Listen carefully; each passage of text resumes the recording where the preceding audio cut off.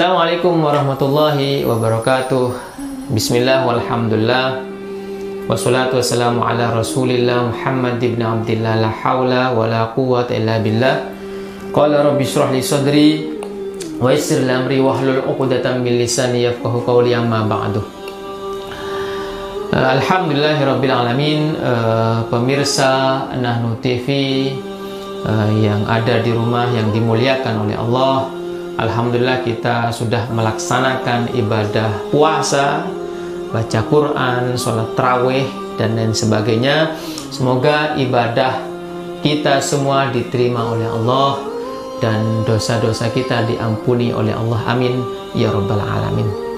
Pada hari ini kita akan membahas tentang amalan-amalan apa yang harus, yang layak kita lakukan pada bulan puasa Ramadan ini.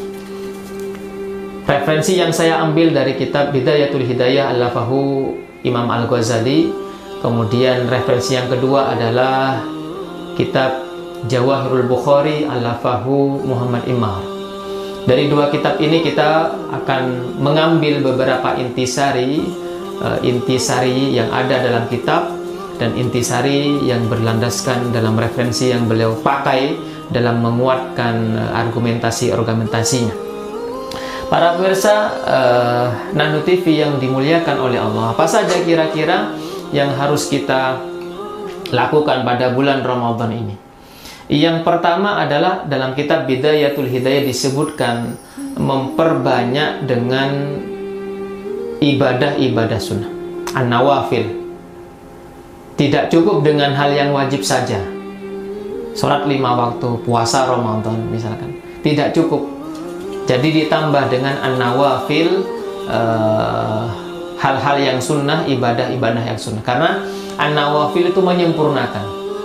Misalkan kita sholat wajib mungkin banyak kekurangannya, kurang khusyuk, kadang lupa rakaat keberapa, ya, dan lain sebagainya, ya, banyak kekurangannya. Untuk menyempurnakan itu, kita tambah dengan sholat-sholat an-nawafil, ibadah an-nawafil. Kalau misalkan sholat wajib, misalkan kita tambah dengan rawatibnya, kita tambah dengan qobliyah ba'diyahnya, qobliyah ba'diyah isya, qobliyah subuh, ya, ditambah dengan sholat-sholat sunat yang lain. Ini menjadi penting. Dalam Bidayatul Hidayah disebutkan kita tidak cukup dengan hal yang wajib saja, tapi kita tambah dengan yang sunnah-sunnah. Dalam hadis yang masyhur dan dicantumkan dalam kitab Bidayatul Hidayah, misalkan ma taqarrabu ilayya al-mutaqarribun bimisli adai iftaratu alaihim wa la yazalu 'abdu yataqarrabu ilayya bin nawafil atta uhibbuhu. Jadi hamba-hambaku mendekatkan kepadaku bukan cukup hanya dengan hal yang wajib, tapi dia menambahkan dengan hal-hal yang sunnah juga, bidawafil hatta uhibbuhu, sehingga saya mencintainya. Dan ini hadis masyhur di kalangan para tasawuf, karena ketika kita melaksanakan an-nawafil yang sunnah-sunnah, Allah akan mencintai kita. Ketika Allah mencintai kita, Allah akan menjadi tangannya ketika dia menyentuh, menjadi kakinya ketika dia berjalan, ya, menjadi telinganya ketika mendengar, menjadi matanya ketika melihat. Ini hadis yang masyhur di kalangan para ahli tasawuf. Dalam artian hadis ini menekankan kepada kita bahwa pada bulan Ramadan tidak cukup hanya dengan berpuasa Ramadan saja atau sholat wajib 5 waktu saja, tapi bagaimana ketika kita pada bulan Ramadan kita kuatkan, kita sempurnakan dengan hal yang sunnah-sunnah juga, an-nawafil, katanya Imam Al-Ghazali dalam kitab Bidayatul Hidayah. Sehingga qobliyah ba'diyah itu menjadi harus, ya, bukan harus, tapi bagaimana kita meningkatkan itu, yang sebelumnya barangkali jarang-jarang. Tapi qobliyah ba'diyah paling sedikit 2 rakaat, ditambah misalkan 4 rakaat qobliyah ba'diyah isya, qobliyah subuh. Syukur misalkan sebelum qobliyah kita tambah misalkan sholat fajarnya, ya, Salatul fajri afdalu minal ardi wa ma fiha, dalam hadis yang masyhur, bahwa salat fajar itu lebih afdal, lebih utama daripada salatul fajri afdalu minal ardi wa ma fiha, bahwa salat fajar itu lebih utama dari bumi dan seisinya. Sehingga dengan melakukan salat-salat yang sunnah, kita akan dicintai oleh Allah, sehingga langkah kita diridhoi oleh Allah, mata kita akan diridhoi oleh Allah, telinga kita akan diridhoi oleh Allah. Termasuk misalkan solat-solat sunnah yang lain, solat duha, kita kasih kegiatan, mungkin barangkali jam 8 sebelum ke kantor, barangkali jam 7 sebelum ke kampus, ya, sebelum ke pasar, sebelum ke sawah barangkali. Dengan sholat duha akan dilapangkan rezekinya. 2 rakaat sholat duha akan dilapangkan rezekinya. Saya punya mahasiswa, kemudian mahasiswa itu kemudian istiqomah melakukan sholat duha. Ibu kosnya ngerti ini istiqomah sholat duha, insya Allah besok akan menjadi orang yang sukses. Ketika 4 tahun dia berada di Jogja, ketika kuliah, kemudian pulang, gak lama kemudian dia betul-betul menjadi orang yang sukses. Kenapa? Sebab karena dia mendapatkan kerja. Kenapa? Sebab ketika dia selesai dari wisuda kemudian menikah, dengan anak orang kaya misalkan barangkali, dan sebagainya. Artinya dengan melakukan sholat duha istiqomah 2 rakaat itu akan dilapangkan rezekinya. Dan sunnah-sunnah yang lain seperti zikir, ya, membaca la haula wala quwata illa billah hasbunallah wa ni'mal wakil, yang dalam kitab Imam Nawawi Riyadhus Shalihin, fadilahnya sangat luar biasa, bahwa hasbunallah wa ni'mal wakil misalkan termasuk ketika pada bulan Ramadan kita baca, salah satu fadilah karena dibaca oleh Nabi Ibrahim alaihissalam. Qala Ibrahim hasbunallah wa ni'mal wakil hina ulqiya nar. Nabi Ibrahim membaca hasbunallah wa ni'mal wakil ketika dilempar oleh Raja Namrud ke api. Dan juga baginda Rasul dan sahabat membaca hasbunallah wa ni'mal wakil ketika dalam peperangan. Wa qala hasbunallah wa ni'mal wakil fanqalabu bi ni'matin minallah. Ya. Kemudian dalam peperangan membaca hasbunallah wa ni'mal wakil, mereka kembali mendapatkan kemenangan dari Allah. Artinya dalam beberapa fadilah keutamaan ketika kita berzikir, termasuk di dalamnya membaca hasbunallah wa ni'mal wakil, ada keutamaan-keutamaan yang sangat luar biasa yang dibaca oleh Nabi Ibrahim, tidak mempan dibakar api, yang dibaca oleh para sahabat dalam peperangan, menang dalam peperangan. Dan sering saya lakukan hasbunallah wa ni'mal wakil, dan yang saya rasakan sangat luar biasa keutamaannya, ya, fadilah-fadilahnya. Belum lagi zikir-zikir yang lain, zikir Nabi Yunus alaihissalam, la ilaha illa anta subhanaka inni kuntu minadh dhalimin. Ada zikir yang khusus pada bulan Ramadan, Allahumma innaka afuwwun karim tuhibbul afwa fa'fu anni, dan lain sebagainya. Artinya hal-hal yang sunnah pada bulan Ramadan kita tingkatkan, sehingga kita tidak hanya melakukan yang wajib-wajib saja karena itu memang kewajiban, tapi kita mendekatkan diri kepada Allah sebagaimana dalam hadis yang disebut dalam kitab Bidayatul Hidayah, dan itu hadis yang masyhur dari orang-orang tasawuf, adalah dengan hal-hal yang sunnah, ya, mendekatkan diri kepada Allah sehingga Allah mencintainya.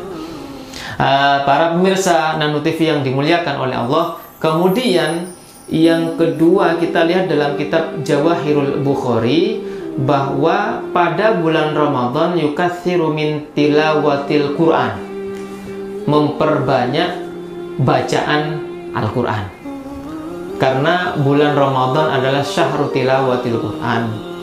Bagaimana pada bulan Ramadan kita bisa menghatamkan Al-Quran? Imam Syafi'i misalkan disebutkan dalam sejarah, beliau itu dalam bulan Ramadan menghatamkan Al-Quran sampai 60 kali, ya, sampai 60 kali.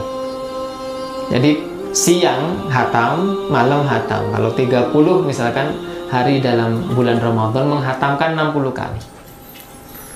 Nah, coba kita praktekkan bagaimana bulan Ramadan itu kemudian kita hiasi dengan terus tilawah, kita targetkan berapa hatam misalkan dalam Al-Quran, sehingga pada bulan Ramadan itu isinya Al-Quran. Ya, kita tahu sejarahnya Hadratus Syekh Hasyim Asy'ari misalkan, beliau itu sebelum melahirkan, dalam sejarah disebutkan ibunya menghatamkan Al-Quran 100 kali sehingga melahirkan tokoh seperti beliau. Artinya bagaimana Al-Quran itu menjadi zikir-zikir kita ketika pada bulan Ramadan, ya.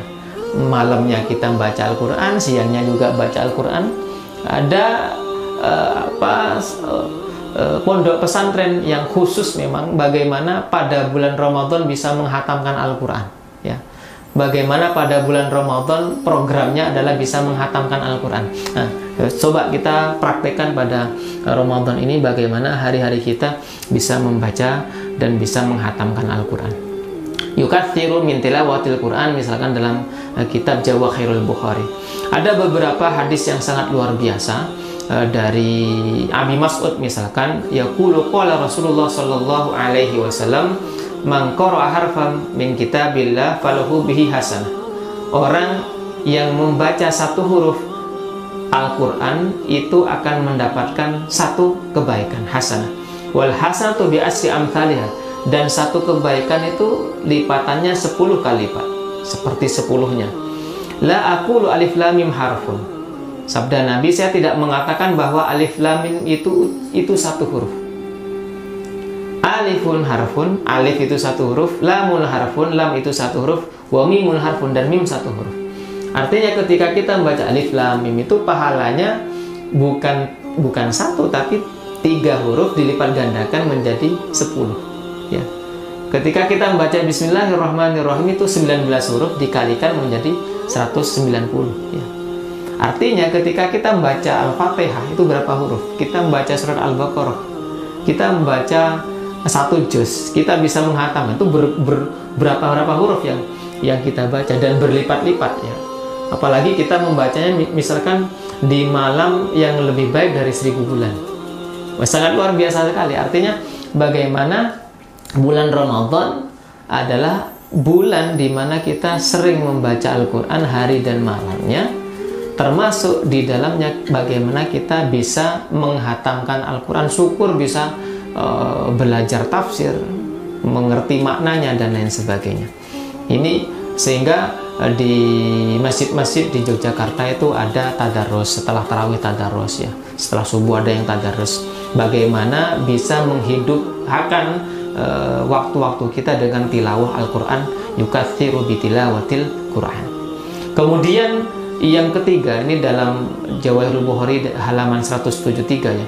Kemudian selanjutnya adalah bagaimana Al-Quran itu menjadi gairah dalam kita melakukan sesuatu, ya. Misalkan kita punya masalah, misalkan kita punya penyakit, punya kegelisahan dalam hidup, bagaimana kita itu membaca. Ada teman saya misalkan ketika bingung, ketika sakit kepala, ketika ada masalah, kemudian baca Al-Quran tenang. Ada seorang ibu-ibu yang menelpon saya, kemudian ada masalah. Kenapa masalahnya?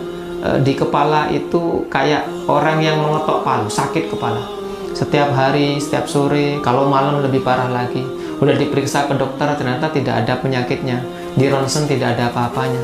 Maka suruh ke rumah. Ketika dia ke rumah dengan suaminya, saya baca Al-Quran. Gak lama kemudian dia muntah-muntah. Jadi membaca surat Al-Fatihah 1, 2, 3 kali dia muntah-muntah. Ini jelas dalam Al-Quran disebutkan munazzilu minal Qur'ani ma huwa syifa wa rahmatul lil mu'minin, bahwa kami menurunkan Al-Quran ma huwa syifa obat, wa rahmah dan rahmat lil mu'minin bagi orang-orang mukmin. Termasuk ketika orang yang membaca Al-Quran itu dalam beberapa penelitian lebih cerdas, emosinya lebih stabil daripada orang yang sama sekali tidak membaca Al-Quran. Jadi ketika diteliti emosinya, psikologinya lebih stabil, lebih bagus orang yang baca Al-Quran. Ketika saya pernah menjadi juri di salah satu sekolah, ya, di SMA, kemudian pesertanya itu dari seluruh SMP negeri swasta yang ada di Jogja, ya. Juara umumnya itu adalah sekolah yang menekankan kepada Al-Quran. Saya sebut misalkan sekolah MTS Pandanaran. Jadi MTS Pandanaran itu adalah juara umumnya. Sekolah-sekolah yang lain, SMP-SMP yang lain itu kalah dengan Pandanaran. pidato bahasa Arabnya kalah, juara 1 Pandanaran. Tryout-nya ini bukan lomba, tapi tryout itu adalah ranking keberapa. Juara 1, 2, 3 yang dapat HP, handphone itu adalah 1, 2, 3 di Pandanaran.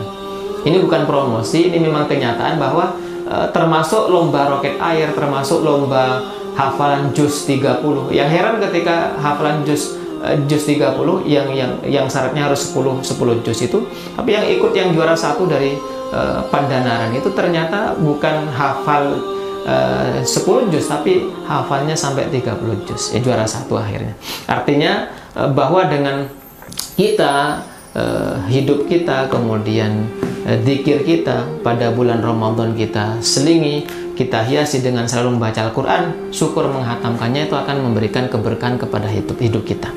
Kemudian yang ketiga adalah dalam kitab Jawahirul Bukhari, bahwa kita harus memperbanyak dengan sodakoh.